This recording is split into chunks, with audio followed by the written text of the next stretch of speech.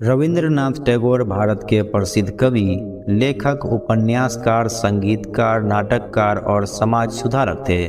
उनका जन्म 7 मई सन 1861 ईस्वी को कोलकाता में हुआ था।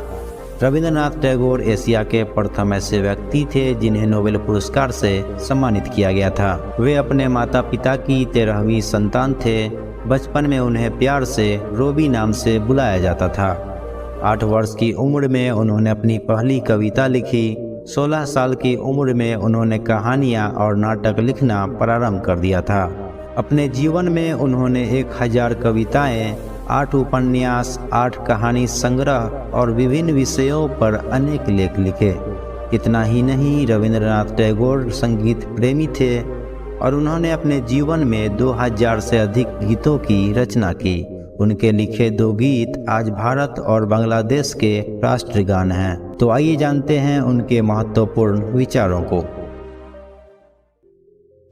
यदि आप सभी गलतियों के लिए दरवाजे बंद कर देंगे तो सच बाहर रह जाएगा। मित्रता की गहराई परिचय की लंबाई पर निर्भर नहीं करती। हम महानता के सबसे करीब तब होते हैं जब हम विनम्रता में महान होते हैं। फूल की पंखुड़ियों को तोड़कर आप उसकी सुंदरता को इकट्ठा नहीं कर सकते। किसी बच्चे की शिक्षा अपने ज्ञान तक सीमित मत रखिए, क्योंकि वह किसी और समय में पैदा हुआ है।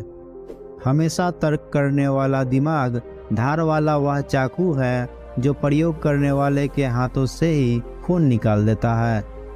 चंद्रमा अपना प्रकाश संपूर्ण आकाश में फैलाता है, परंतु अपना कलंक अपने ही पास रखता है। सिर्फ नदी किनारे खड़े होकर पानी देखने से आप नदी पार नहीं कर सकते।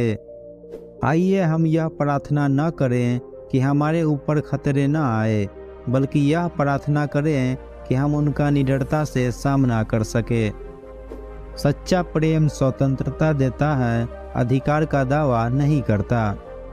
जो अपना है वह मिलकर ही रहेगा। खुश होना बेहद सरल है, लेकिन सरल होना बेहद मुश्किल है। हम इस दुनिया में तब जीते हैं जब इस दुनिया से प्रेम करते हैं। वो मनुष्य जो दूसरों को अच्छा करने में बहुत ज़्यादा व्यस्त रहता है, वह स्वयं अच्छा होने के लिए समय नहीं निकाल पाता। हर बच्चा इसी संदेश के साथ इस दुनिया में आता है कि ईश्वर अभी तक मनुष्यों से निराश नहीं हुआ है। उपदेश देना सरल है, पर उपाय बताना कठिन है।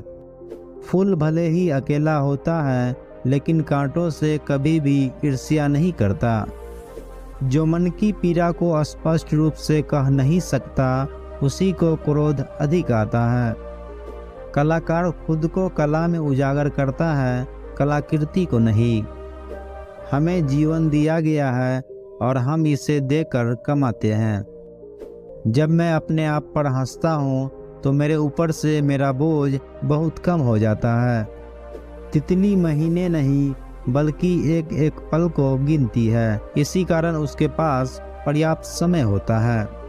यदि आप इसलिए रोते हैं कि कोई सूरज आपके जीवन से बाहर चला गया है, तो आपके आंसू आपको सितारों को भी देखने से रोकेंगे।